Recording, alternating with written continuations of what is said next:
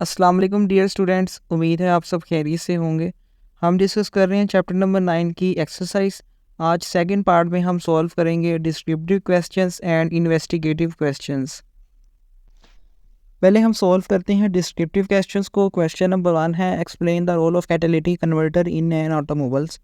Automobiles से मुराद गाड़ियाँ जैसे कारें हैं, ट्रक्स हैं, तो उनके अंदर कैटालिटिक कन्वर्टर्स लगे होते हैं। जैसे अगर आप ये देखें तो ये गाड़ी में लगा हुआ है, इस शेप का ये होता है। तो वो पूछ रहा है इसका रोल क्या है, ये क्या काम करता है। पहले हम इसको डिफाइन करते हैं। A catalytic converter is a device used is the exhaust of an automobile which converts more harmful gases produced in the engine to such gases which do not pollute the atmosphere। Basically गाड़ियों में ना कुछ ऐसी gases produce होती हैं जो कि environment को नुकसान पहुंचा सकती हैं। तो इसके लिए ज़रूरी होता है कि उनको गाड़ियों से निकलने से पहले कन्वर्ट किया जाए उन गैसेस के अंदर जो कि इन्वायरमेंट के लिए सेफ़ हों। तो कैटालिटिक कन्वर्टर ये काम करता है। इसमें कैटालिस्ट होता है जिसकी मदद से वो उन गैसेस को कन्वर्ट कर देता है सेफ गैसेस के अंदर। Platinum, palladium, rhodium are the catalyst use in the catalytic converter. तो इसके अंदर जो एलिमेंट्स यूज़ होते हैं वो होते हैं प्लाटीनियम, पैलेडियम और रोडियम। ये सारे हमने ट्रांजिशन एलिमेंट्स के अंदर भी डिस्कस किए थे। तो कैटलिस्ट कन्वर्टर का मेन रोल यही है कि उसने उन गैसेस को गाड़ियों से निकलने से पहले कन्वर्ट कर देना है ऐसी गैसेस में जो कि एनवायरनमेंट के लिए सेफ़ हैं। क्वेश्चन नंबर 2 है, why do the chemical reactivities of alkali metals increase down the group whereas they decrease down the group in case of halogens. हमने अल्कली मेटल्स पढ़े थे। अल्कली मेटल्स ग्रुप नंबर 1 के elements होते हैं। उनके अंदर हमने ये बात की थी कि जब हम टॉप टू बॉटम ग्रुप में मूव करते हैं ना, तो उनकी रिएक्टिविटीज़ बढ़ती हैं। यानी कि टॉप वाला कम रिएक्टिव होगा, जो नीचे वाला होगा एलिमेंट वो ज़्यादा रिएक्टिव होगा। जबकि हैलोजेंस भी हमने पढ़े थे ग्रुप नंबर 17 के एलिमेंट्स। वहाँ हमने पढ़ा था कि उनकी chemical reactivities down the group decrease होती हैं। यानी सबसे ऊपर वाला ज़्यादा रिएक्टिव होगा और नीचे वाला कम रिएक्टिव होगा। तो वो उसकी रीज़न पूछ रहा है। पहले हम अल्कली मेटल को देखते हैं। As we go down the group atoms become larger and the outer electron is farther from the nucleus. जब हम ग्रुप में टॉप से बॉटम मूव करते हैं तो एटम का साइज़ बढ़ता है। जब एटम का साइज़ बढ़ेगा तो उसमें जो इलेक्ट्रॉन्स है ना, आखिरी शेल वाले, उन इलेक्ट्रॉन्स का अपने न्यूक्लियस से फासला भी बढ़ जाएगा। So it becomes easier to lose that electron, so reactivity increase. तो जिसकी वजह से इलेक्ट्रॉन जो है ना उसको निकालना आसान हो जाएगा, क्योंकि न्यूक्लियस उससे ज़्यादा फासले पे है। तो न्यूक्लियस उसको अब कम फोर्स से खींचेगा, इसलिए वो इलेक्ट्रॉन को निकालना आसान होगा और उस वजह से रिएक्टिविटी बढ़ जाएगी। तो alkali metal top to bottom reactive होते हैं। दूसरे नंबर पे halogens. As we go down atoms become larger. Same यहाँ पे भी जब हम टॉप से बॉटम मूव करेंगे एटम का साइज बढ़ेगा। So they find it harder to attract the electrons. जबकि यहाँ पे हैलोजेंस का काम है उसने इलेक्ट्रॉन को लूज नहीं करना, बल्कि उनको इलेक्ट्रॉन चाहिए। तो इलेक्ट्रॉन जब आएगा उनके पास तो उसको न्यूक्लियस की फोर्स चाहिए होगी, लेकिन न्यूक्लियस जब ज़्यादा फासले पे होगा ना तो उस इलेक्ट्रॉन को खींचना मुश्किल हो जाएगा। So their ability to gain electron decreases, so reactivity decreases. तो अब जब इलेक्ट्रॉन और न्यूक्लियस के दौरान फासला बढ़ गया तो उस इलेक्ट्रॉन को खींचना कम होगा और इसकी वजह से इनकी रिएक्टिविटी भी डिक्रीज कर जाएगी tops to bottom. Question number 3 है, why are metals react generally tough and strong whereas non metals are neither tough nor strong. हमने मेटल्स में पढ़ा था कि मेटल्स जो है ना वो टफ और स्ट्रॉन्ग होती हैं, इनको ब्रेक करना काफ़ी मुश्किल होता है। जबकि जो नॉन मेटल्स हैं वो सॉफ्ट होते हैं, उनको हम आसानी से ब्रेक कर सकते हैं। तो उसकी रीज़न उसने पूछी है। Metals have strong metallic bonding. Metals में हमने डिस्कस किया था उनमें मेटेलिक बॉन्ड होता है। Free moving electrons hold the metal atoms tightly. अब मेटेलिक बॉन्ड में होता क्या है कि जो मेटल्स हैं ना उनके अंदर होते हैं फ्री इलेक्ट्रॉन्स जो कि इधर उधर घूमते रहते हैं। अब वो फ्री इलेक्ट्रॉन्स मेटल के एटम को ना एक जगह पे फिक्स रखते हैं, उनको मूव नहीं होने देते। So they can be a large forces without breaking. इसलिए जब हम मेटल पर फोर्स अप्लाई करते हैं तो वो मेटल के एटम फिक्स रहते हैं, वो इधर उधर मूव नहीं करते आसानी से, जिसकी वजह से मेटल ब्रेक भी नहीं करता। This makes metal tough and strong, जिसकी वजह से मेटल टफ भी और स्ट्रॉन्ग भी हो जाते हैं। Non metals have weak forces between their molecules which break easily. जबकि नॉन मेटल्स की बात करें ना तो उनके मॉलिक्यूल्स के दरमियान फोर्सेस वीक होती हैं, उनके अंदर मेटालिक बॉन्डिंग नहीं होती। तो ये फोर्सेस वीक हैं, इसलिए जब हम उस पर कोई फोर्स अप्लाई करते हैं तो वो आसानी से ब्रेक हो जाती हैं। सो दे आर ब्रिटल और सॉफ्ट, जिसकी वजह से जो नॉन मेटल्स हैं वो जल्दी टूट जाते हैं या वो सॉफ्ट होते हैं। क्वेश्चन नंबर 4 है, both alkali metals and halogens are very reactive elements with roles opposite to each other, explain. कहते हैं अल्कली मेटल्स और हैलोजेंस दोनों रिएक्टिव होते हैं, लेकिन उन दोनों के रोल्स में फ़र्क है। अब वो फ़र्क क्या है, जो अल्कली मेटल्स है ना, उनके आखिरी शेल में होता है एक इलेक्ट्रॉन, तो वो उसको लूज़ करते हैं, इसलिए वो रिएक्टिव होते हैं। जबकि हैलोजेंस है ना, वो अपोजिट है, उनके आखिरी शेल में 7 इलेक्ट्रॉन, उनको 1 इलेक्ट्रॉन चाहिए, तो वो 1 इलेक्ट्रॉन गेन करने की कोशिश करते हैं, इसलिए वो रिएक्टिव होते हैं। तो दोनों का रोल अपोजिट है। तो हम इसको एक्सप्लेन करते हैं। Alkali metals have 1 electron in their outermost shell, so they easily lose this electron. अब इनके आखिरी शेल में 1 इलेक्ट्रॉन है, तो ये इसको आसानी से लूज कर देते हैं। Because they lose electrons, alkali metals form positive ions के डायंस। और जब ये इलेक्ट्रॉन लूज कर देंगे ना, इन पर आ जाएगा पॉजिटिव चार्ज, यानी ये आयन बन जाएंगे, और पॉजिटिव आयन को नाम दिया जाता है केटायन का। This makes them highly reactive. तो इलेक्ट्रॉन जितनी आसानी से लूज करेंगे ये, तो उतना ही ये रिएक्टिव बन जाते हैं। On the other hand, halogens have 7 electron in their outermost shell, they need only 1 electron to complete their octet. जबकि हैलोजेंस की बात करें तो उनके आखिरी शेल में 7 इलेक्ट्रॉन्स है, और उनको अपना आखिरी शेल पूरा करने के लिए सिर्फ 1 इलेक्ट्रॉन चाहिए, जिससे उनके ऑक्टेट यानी 8 इलेक्ट्रॉन्स कंप्लीट हो जाएंगे। So they are strong electron acceptors and readily gain electrons to form negative ion. लिहाजा वो इलेक्ट्रॉन एक्सेप्टर होंगे, यानी इलेक्ट्रॉन्स को गेन करेंगे, और जब वो इलेक्ट्रॉन गेन करेंगे तो उन पर चार्ज आ जाएगा नेगेटिव। तो नेगेटिव आयंस को हम नाम देते हैं एनायंस का। When an alkali metal react with an halogen, the metal donates its electron and the halogen accept it। जब भी रिएक्शन होगा ना अल्कली मेटल्स का और हैलोजन का, तो अल्कली मेटल ने जो अपने पास 1 इलेक्ट्रॉन है आखिरी शेल में, वो हैलोजन को दे देना है, और हैलोजन उसको एक्सेप्ट कर लेगा, तो उन दोनों के दरमियान क्या बन जाएगा, बॉन्ड बन जाएगा। This forms a stable ionic compound like sodium chloride. जैसे सोडियम अल्कली मेटल है और क्लोरीन हैलोजन है, तो सोडियम ने अपना 1 इलेक्ट्रॉन इस क्लोरीन को दे दिया, जिससे उन दोनों के दरमियान बॉन्ड बन गया और कंपाउंड बन गया NaCl। क्वेश्चन नंबर 5 है, why hydrogen bromide is thermally unstable as compare to hydrogen chloride. हमने हाइड्रोजन वाले इस टॉपिक में 4 एसिड पढ़े थे, एक था HF, दूसरा था HBr, तीसरा था HCl और लास्ट में था HI।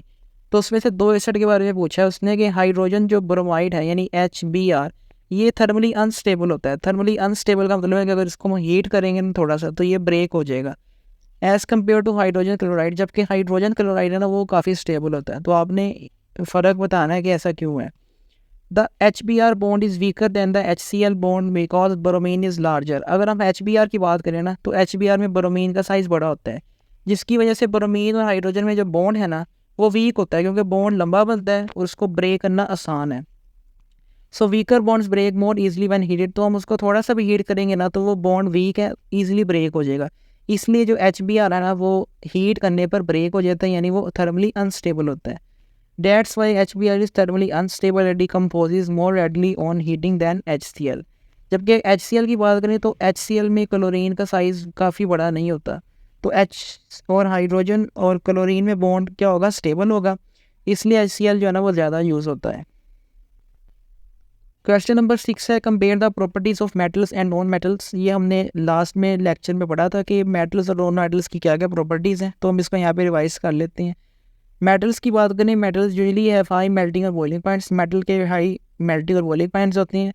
नॉन मेटल्स में भी सॉलिड, लिक्विड और गैस एट रूम टेम्परेचर।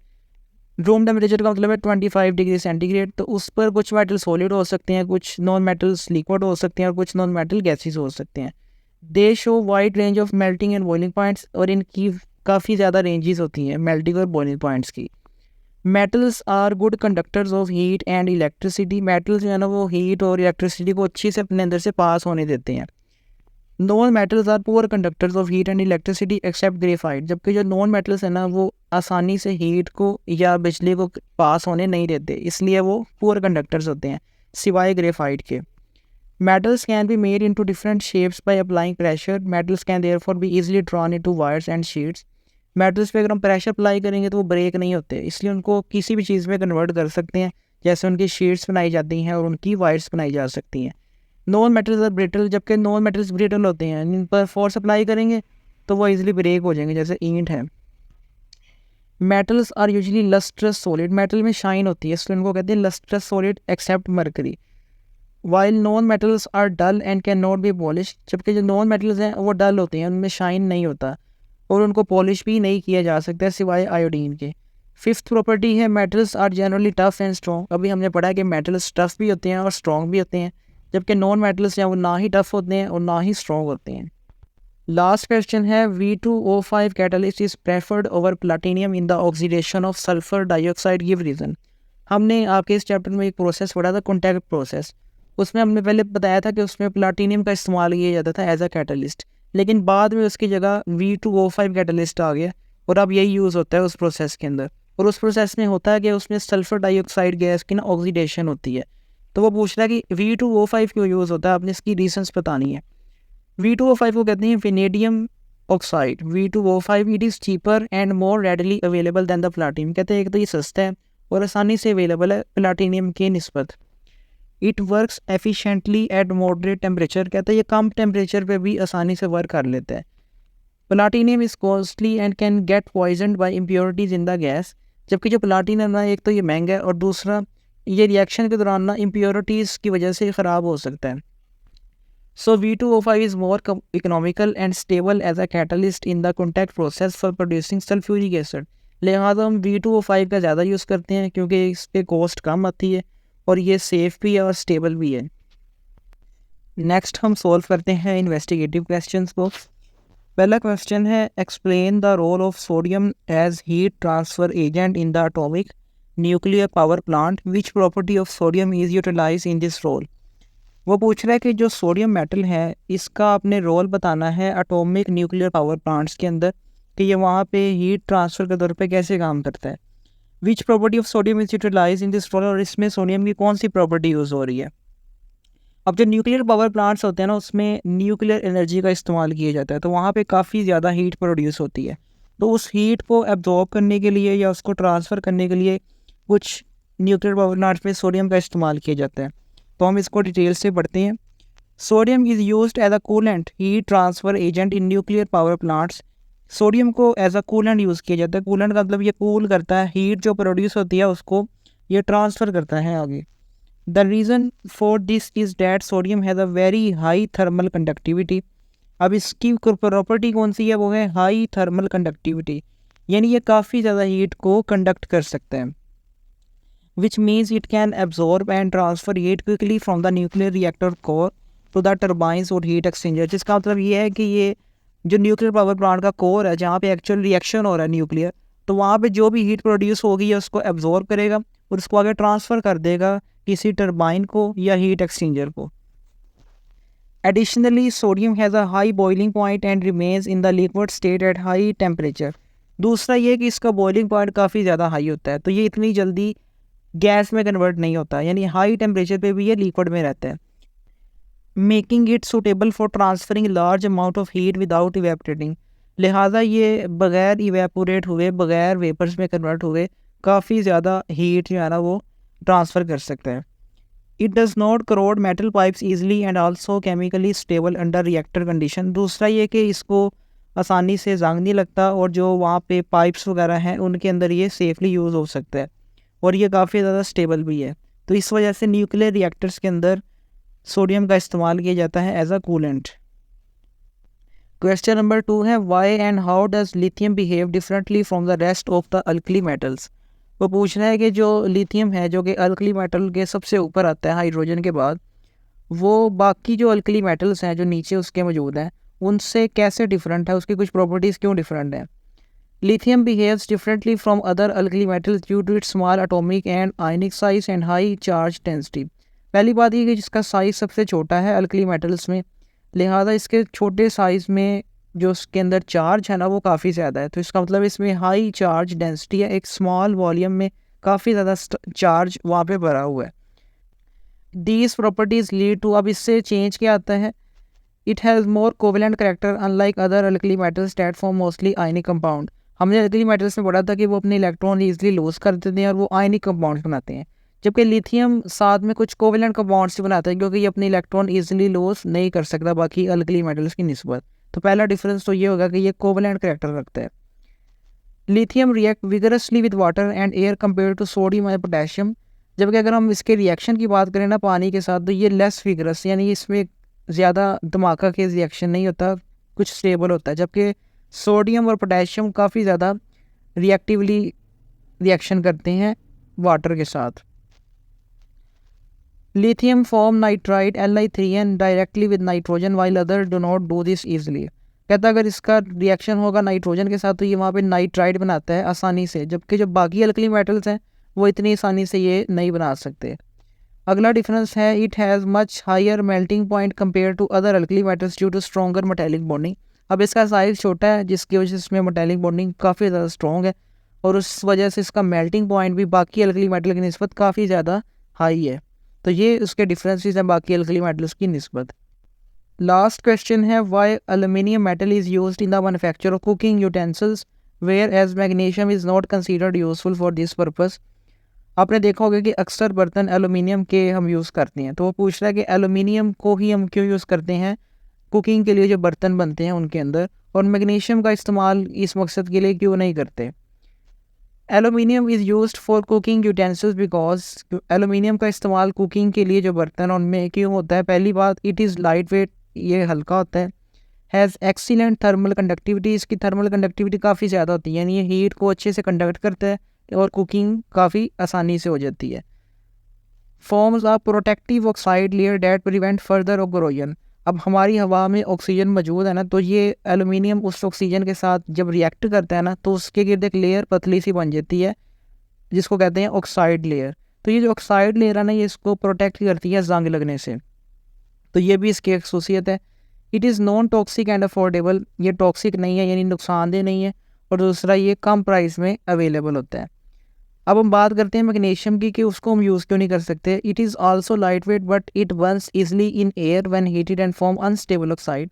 कहता है ये भी लाइट वेट है लेकिन इसका इशू ये है कि जब हवा के साथ इसका रिएक्शन होता है तो ये जलने लग जाता है, और जो उसमें ऑक्साइड की लेयर बनती है वो भी काफ़ी अनस्टेबल होती है।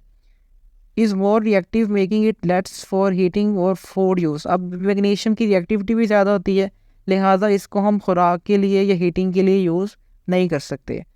It's oxide coating is less protective compare to aluminium. Aluminium की जैसे हमने देखा था जो ऑक्साइड की लेयर बनती है वो उसको प्रोटेक्ट करती है जंग लगने से, जबकि जो इसकी ऑक्साइड की लेयर बनती है ना वो इतनी प्रोटेक्टिव नहीं होती। Does aluminium is safer more stable and better suited for use in cookware. लिहाजा हम कह सकते हैं कि एलुमिनियम कुकिंग पर्पजेज़ के लिए ज़्यादा सूटेबल है। उम्मीद है आपको ये क्वेश्चंस ईजिली समझ में आए होंगे। ये हमारा चैप्टर यहाँ पे कंप्लीट होता है। आपसे अब मुलाकात होगी नेक्स्ट चैप्टर के साथ। अगर आपको वीडियो अच्छी लगी तो वीडियो को लाइक शेयर और चैनल को सब्सक्राइब कीजिएगा। अल्लाह हाफिज़।